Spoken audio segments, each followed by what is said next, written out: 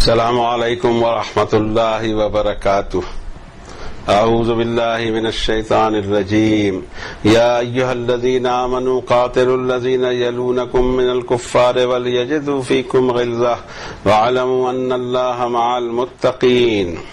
وَإِذَا مَا أُنزِلَتْ سُورَةٌ فَمِنْهُمْ مَنْ يَقُولُ أَيُّكُمْ زَادَتْهُ هَٰذِهِ إِيمَانًا فَأَمَّا الَّذِينَ آمَنُوا فَزَادَتْهُمْ إِيمَانًا وَهُمْ يَسْتَبْشِرُونَ وَأَمَّا الَّذِينَ فِي قُلُوبِهِمْ مَرَضٌ فَزَادَتْهُمْ رِجْسًا إِلَىٰ رِجْسِهِمْ وَمَاتُوا وَهُمْ كَافِرُونَ أَوَلَا يَرَوْنَ أَنَّهُمْ يُفْتَنُونَ فِي كُلِّ عَامٍ مَّرَّةً أَوْ مَرَّتَيْنِ ثُمَّ لَا يَتُوبُونَ وَلَا هُمْ يَذَّكَّرُونَ وَإِذَا مَا أُنزِلَتْ سُورَةٌ نَظَرَ بَعْضُهُمْ إِلَىٰ بَعْضٍ هَلْ يَرَاكُم مِّنْ أَحَدٍ ثُمَّ انصَرَفُوا صَرَفَ اللَّهُ قُلُوبَهُم بِأَنَّهُمْ قَوْمٌ لَّا يَفْقَهُونَ لَقَدْ جَاءَكُمْ رَسُولٌ مِّنْ أَنفُسِكُمْ عَزِيزٌ عَلَيْهِ مَا عَنِتُّمْ حَرِيصٌ عَلَيْكُمْ بِالْمُؤْمِنِينَ رَءُوفٌ رَّحِيمٌ فَإِن تَوَلَّوْا فَقُلْ حَسْبِيَ اللَّهُ لَا إِلَٰهَ إِلَّا هُوَ علیہ توکلت وہو رب العرش العظیم۔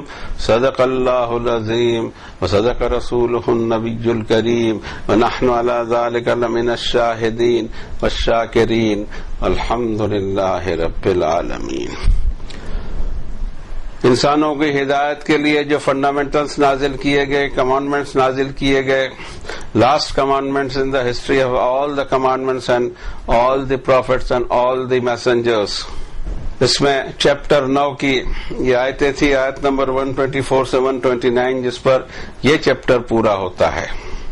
آئیے اس کے معنی اور مفہوم سے ہم قریب ہو کر یہ دیکھنے کی کوشش کریں کہ یہ ہماری اپنی زندگی میں کس طرح اپلائی ہوگا اور کس طرح ہم اس کو اپلائی کر سکتے ہیں۔ سب سے پہلے ہمیں کوشش کرنی ہوگی کہ اس کے معنی سمجھیں، حالانکہ ترجمہ کرنے کی پوزیشن ہماری نہیں، نہ کسی اور بشر کی ہو سکتی ہے، اور نہ یہ ترجمہ ہونے والی چیز ہے۔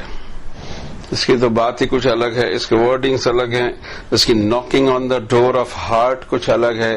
انسان کو اللہ نے پیدا کیا اور عرش سے اس کی روح اتاری، اسی عرش سے اللہ نے اپنا کلام اتارا، وہ ڈائریکٹ اس کی روح کو ٹچ کرتا ہے، اس کے دل کو ٹچ کرتا ہے، اس کے تار جھنجھنا جاتے ہیں، اسے پیر لڑکھڑا جاتے ہیں، اس کے ماتھے پہ پسینہ چھوٹ جاتا ہے کہ یہ کیا بات فرمائی ہمارے رب نے۔ ان کے کھال اور رونگٹے کھڑے ہو جاتے ہیں اللہ کے خوف سے، اللہ کی عظمت سے، اس کی مائٹ سے، اس کی قدرتوں سے۔ نو ڈاؤٹ کے ترجمے میں یہ سب ڈائلیوٹ ہو جاتا ہے، اس کے باوجود جو کچھ بھی بچ رہے اس پر اکتفا کر کے ہم لوٹتے ہیں اس طرف۔ اے لوگو جو ایمان والے ہو، جنگ کرو ان لوگوں سے جو تمہارے آس پاس کے پریشر گروپ ہیں نافرمانوں کے، اور انہوں نے تم میں فرمنس پانی چاہیے۔ اچھی طرح جان رکھو کہ اللہ متقین کے ساتھ ہوتا ہے، جو اس سے کانشیس رہ کر، اس سے ڈر کر عمل کرتے ہیں، اس کے ساتھ اللہ ہوتا ہے۔ اور جب کوئی صورت اتاری جاتی ہے تو ان میں سے کوئی یہ سوال بھی کھڑے کرتا ہے کہ بھئی کس کے اس صورت سے زیادہ ہوا ایمان؟ لیکن جو ایمان والے ہیں ان کا ایمان تو بڑھتے ہی جاتا ہے، اور وہ خوش بھی ہوتے ہیں، خوشیاں بھی مناتے ہیں، مگر جن لوگوں کے دلوں میں روگ ہے تو ان کا نافرمانی، ایلیمنٹ آف نافرمانی بڑھتے ہی رہتی ہے، اور اس حال میں ان کو موت بھی آ جاتی ہے اور وہ کافر ہی مرتے ہیں۔ کیا وہ اتنا بھی غور نہیں کرتے کہ سال میں ایک بار یا 2 بار ان کو فتنے میں، آزمائش میں ڈالا جاتا ہے، اور پھر بھی وہ نہ توبہ کرتے ہیں نہ سدھرنے کا نام لیتے ہیں۔ اور جب کوئی صورت نازل کی جاتی ہے، ایک دوسرے کی طرف آنکھوں میں اشارے کرتے ہیں کہ کوئی تم کو دیکھ رہا ہے، پھر سرک جاتے ہیں۔ پلٹا دیا اللہ نے ان کے دلوں کو، یہ اس لیے کہ ایسی قوم ہے جس میں گہری سمجھ نہیں۔ انسانوں، انڈیڈ تمہارے پاس ایسے رسول آ گئے ہیں جو تمہارے اپنوں میں سے ہیں۔ تمہاری پریشانی ان کو بہت ناگوار گزرتی ہے، بہت گراں، بہت بھاری پڑتی ہے۔ تمہارے ہدایت کے لیے اور فائدے کے لیے ہمیشہ لالچ رہتی ہے انہیں، اور ایمان والوں کے ساتھ تو ان کا معاملہ شفقت والا اور رحمت والا۔ پھر اگر وہ پلٹ جاتے ہیں تو آپ کہہ دیجئے مجھے اللہ کافی ہے، کوئی اس کے علاوہ الہ ہے ہی نہیں، اسی پر میں نے توکل کیا، اور رب العرش العظیم بھی وہی ہے، مائٹی تھرون آف آلمائٹی، وہی خود اکیلی ذات ہے اس کی۔ یہ تھی آیات بینات کے ترجمانے کی کوشش۔ اب ہم اس میں سمجھنے کی کوشش کریں کہ کیا بات کہی گئی، اور پھر اس کے بعد میں تو قرآن شریف کی دوسری آیتوں کی روشنی میں اس کو سمجھنا چاہیے ہمیں۔ ایک آیت لیا، اس سے کوئی نظریہ بنا لیا، کوئی نظریہ فٹ کر دیا، کسی نظریے کی دعوت دے دی، کوئی آئیڈیالوجی چلا دی، ایسا نہیں ہوگا۔ پورا قرآن شریف یکمشت سامنے ہونا چاہیے۔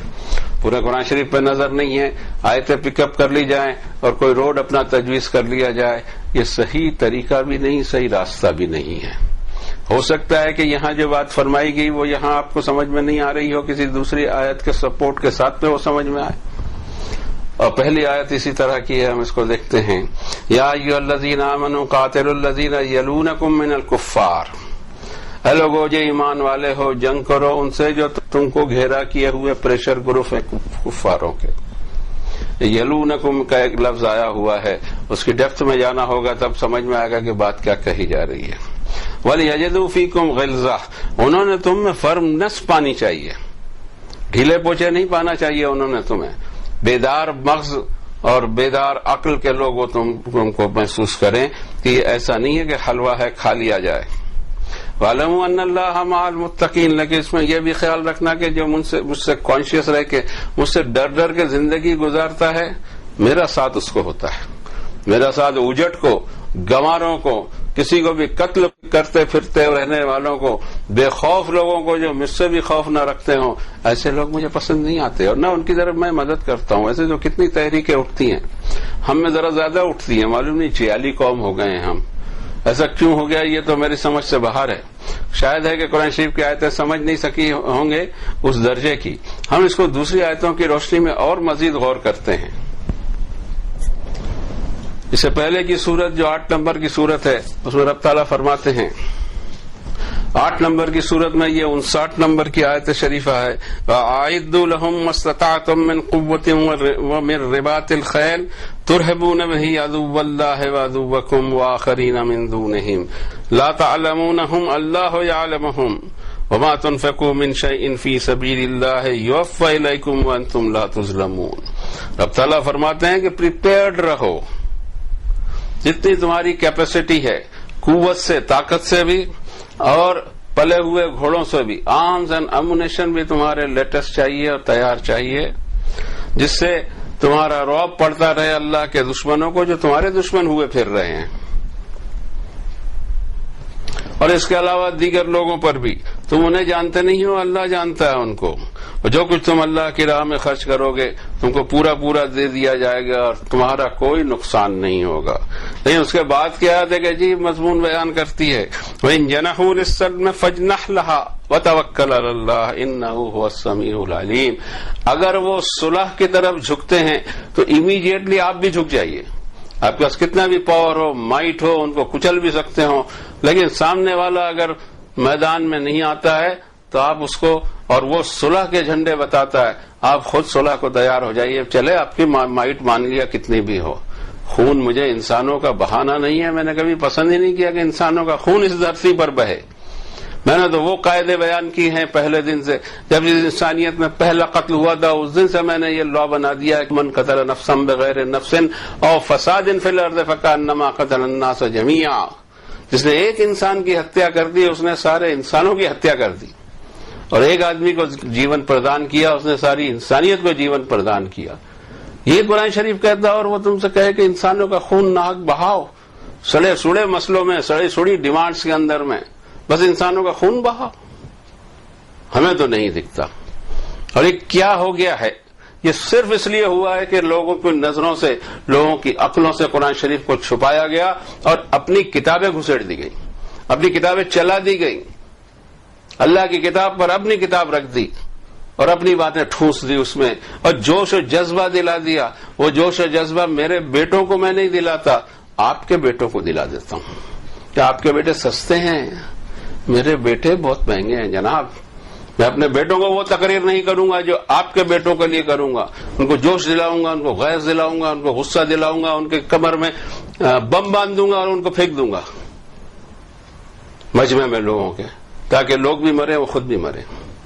کبھی اپنے بیٹے کو بھیجا ہے؟ نہیں. وہ قیمتی ہے، کوئی سمجھتا نہیں، سو ذرا عقل نہیں واپس آتی. غریبی بہت ہے، گاؤں سے اور کہاں کا دیہات سے لڑکے لا لیے جاتے ہیں. یہاں تو ہمارے ملک میں اللہ کا شکر ہے کہ یہ روگ کم ہے ضرور تھوڑا ہے، مگر ایک دوسرا روگ ہے. گاؤں کے بچوں کو لایا جاتا ہے، ان کی کڈنیاں بیچ ڈالی جاتی ہیں، ان کو 2-4-5 ہزار دے کر بھگا دیا جاتا ہے. ایک کڈنی ان کو نکال دی، 5-10 لاکھ میں بیچ دی. یہ کیا ہو رہا ہے؟ یہ انسانوں کا قتل نہیں تو کیا ہے؟ اللہ نے 2 کڈنیاں دی تھی، دھوکہ دے کر آپ نے اس کی ایک کڈنی نکال لی. توبہ استغفر اللہ. یہ پیسہ کس کھاتے میں جائے گا اور کون سی جہنم میں جا کے پیٹ بھرنے والا ہے، سمجھ میں نہیں آتا ہمیں. خوف خدا اڑا ہوا ہے. ایک وہ خوف خدا اڑا ہوا ہے کہ جنگ کرتے ہی رہتے ہیں، جس کو دیکھو اس کو مارتے ہی رہنا، فساد پھیلانا. ایک یہ ہے انسانیت پہ ظلم کا.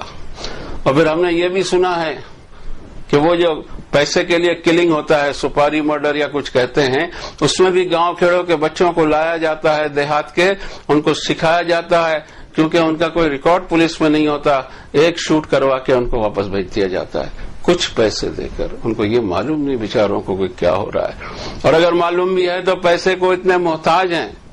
یہاں تو خودکشیاں، کسان خودکشی کرتے ہیں. کہ کیا ظلم ہو رہا ہے، ان سب کا حساب دینا ہوگا. جو سیاست میں ہیں، جو قیادت میں ہیں، جو لیڈرز ہیں، ان کو اس کا حساب دینا ہے.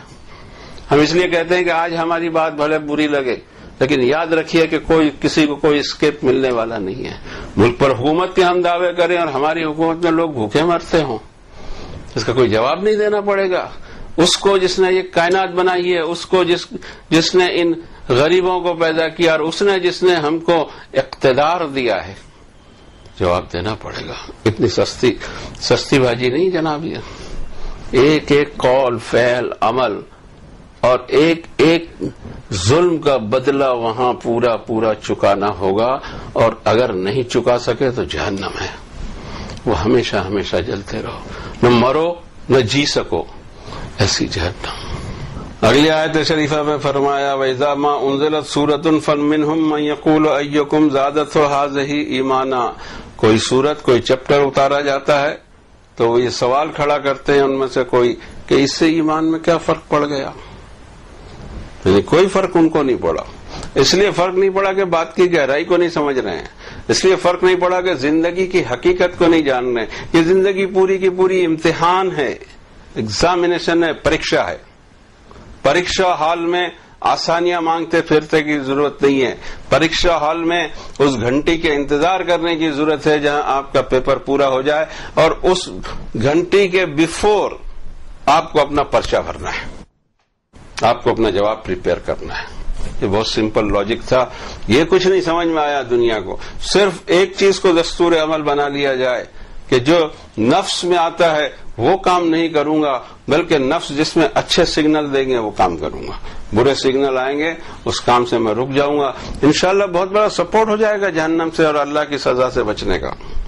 اب انہوں نے تو یہ سوال اٹھایا، لیکن اس کے سامنے ایمان والے ہیں کہ جن کا ایمان بڑھتا ہی جاتا ہے ان صورتوں سے، اور وہ خوشیاں مناتے ہیں. وَأَمَّا الَّذِينَ فِي قُلُوبِهِم مَرَضٌ. اب وہ لوگ جن کے دلوں میں روگ ہے، فَزَادَتْهُمْ رِجْسًا إِلَىٰ رِجْسِهِمْ وَمَاتُوا وَهُمْ كَافِرُونَ. ان کا ایلیمنٹ آف نافرمانی بڑھتے ہی چلے جاتی ہے، اور اس حالت میں ان کو موت بھی آتی ہے کہ وہ انکاری حق کے اور سچ کے انکاری ثابت ہوتے ہیں. أَوَلَا يَرَوْنَ أَنَّهُمْ يُفْتَنُونَ فِي كُلِّ عَامٍ مَرَّةً أَوْ مَرَّتَيْنِ ثُمَّ لَا يَتُوبُونَ وَلَا هُمْ يَذَّكَّرُونَ. کیا انہوں نے دیکھا نہیں کہ سال میں ایک بار یا 2 بار ہم ان کو آزماتے رہتے ہیں. وَلَنُذِيقَنَّهُم مِّنَ الْعَذَابِ الْأَدْنَىٰ دُونَ الْعَذَابِ الْأَكْبَرِ لَعَلَّهُمْ يَرْجِعُونَ. تھوڑی سزا چکھاتے رہتے ہیں. سدھرتے ہیں نہیں، توبہ کرتے ہیں نہیں. کوئی سدھرنا نہیں ہے، کوئی توبہ نہیں. ایسا تو ہوتا ہے، یہ تو موسم کے حالات ہیں، یہ تو ایسا ہو گیا، یہ تو لینڈ سلائیڈ ہو گیا، وہ تو وہ باندھ ٹوٹ گیا. بابا یہی سب بہانے دکھائی دیں گے، یہ نہیں دکھائی دے گا کہ ایسا دماغ چلایا کس نے اور ہم کو پھنسایا کس نے. حقیقت تو یہ ہے کہ اس کو بھی نوٹس سمجھ کے انسان سدھر جائے. کہ پیچھے اور آگے عذاب آنے والا ہے میرے لیے. اتنے میں توبہ کر کے سدھر جائے, اعمال کو سدھار لے, زندگی کی کوئی فکر نہیں رہی عوامی سطح پر. بڑا تعجب ہوتا ہے. نسلوں کو دیکھیے آپ, نسلوں کی نسلیں بگاڑ پہ چلے جا رہی ہیں. کوئی ان کو احساس نہیں ہے کہ ہمارے پیچھے ایک ایسی حقیقت ہمارا پیچھا کر رہی جو ہماری اپنی موت ہے. وہ ساری لذتوں کو ختم کر دے گی, سارے مزے ختم ہو کے رہ جائیں گے. وہ ہمارے پیچھے لگی ہے. ایک شارٹ سا پیریڈ ہے اس دنیا میں ہمارے لیے, اس شارٹ پیریڈ کو بھی ہم ڈھنگ سے نہیں گزار سکتے. 60 70 80 سال کا پیریڈ نہیں ہے. اس میں 20 سال تو آپ بچپن کے نکال دیجئے, 10 سال ایڈولسنس کا نکال دیجئے, 20 یہ ہو گئے.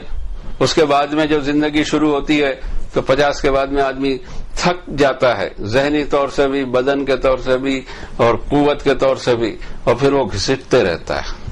تو زندگی ہارڈلی 20 سے 30 سال کی دکھائی دیتی ہے. جس 20 اور 30 سال میں آپ نے آدھی عمر گنوائی ہے نیند میں. اگر آپ 20 سال پکڑتے ہیں تو 10 سال تو آپ سوتے رہے. پھر کتنی بچی؟ Only 10 years. اتنی چھوٹی سی مدت ہم ڈھنگ سے, اخلاق سے, آداب سے, سنجیدگی سے, سوچھتا سے نہیں گزار سکتے تھے. سب گزار سکتے تھے, نہیں ہم کو سدھرنا نہیں ہے. اب ہمارے پرائم منسٹر جھاڑو لے کے سڑک پہ آ گئے ہیں تو بھی ہم سدھرنے کو تیار نہیں. مجھے خاص لگا نہیں کہ لوگوں نے کچرا پھینکنا بند کر دیا ہو. اب تو حد ہو گئی. کم سے کم اتنا تو ہونا تھا, اتنا بھی نہیں ہو پا رہا. ہم سدھرنے کو تیار نہیں ہیں. ایز انڈین سوسائٹی ہم سدھرنے کو تیار نہیں ہیں. ہماری وہی رفتار ہے. ہمارے تہوار آئیں گے, ہم پیسوں کی ہولی جلائیں گے, چاہے پھر ہمارے ملک میں غربت عام ہو, لوگ بھوکے مر رہے ہوں, کسان خودکشی کر رہے ہوں, وہ کرتے رہے. ہمیں تو اپنے کو اپنا مزہ لوٹنا ہے. دس سوچ از ویری بیڈ سوچ. برباد کر دے گی ہم کو. یہ دنیا میں بھی, آخرت کا تو سامنے ہی دکھائی دے گا کہ کیا ہوگا. یہ بھی انسان کا المیہ ہے کہ اس کو بھی وہ سنجیدگی سے لے نہیں پاتا. تو اللہ کے عذاب کو عذاب بھی نہیں سمجھتا. کاش کیسے اتنا ہو جائے کہ ہم اس کو عذاب سمجھیں. اور ہم دیکھتے ہی ہیں, کوئی نیلوفر طوفان آ رہا ہے, حدود طوفان آ رہا ہے, یہ ہو رہا ہے, وہ ہو رہا ہے, لاکھوں آدمی ایویکیوشن میں لگے ہوئے ہیں, اور اس کے بعد بھی نقصان بے تحاشا ہوتا ہے. مضبوط جو ممالک ہیں جن کا کوئی کچھ بگاڑ نہ سکتا ہو, دشمن کے توپ گولے بھی اس کا بگاڑ نہ سکتے ہوں, ایک طوفان میں ان کو بھی دادی یاد آ جاتی ہے. اتنی زیادہ حالت خراب ہو جاتی ہے, اللہ کے سامنے کوئی ٹک ہی نہیں سکتا.